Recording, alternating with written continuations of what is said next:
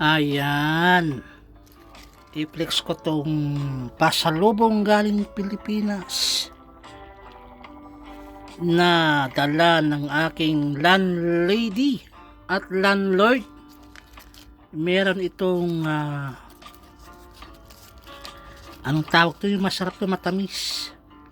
Kumain ako kanina nito, masarap. Ang daming nyug sa loob. At may santol. Ayan. Santol. Diba? May santol na pala ngayon At mangga, syempre. Sarap naman ito.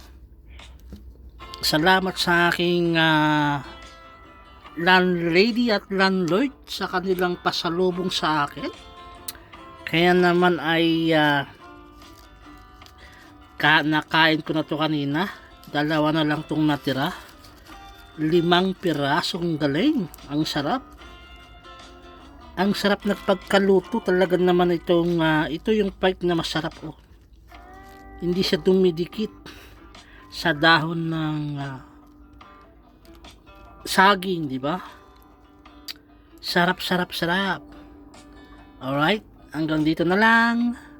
Maraming salamat. Bye-bye.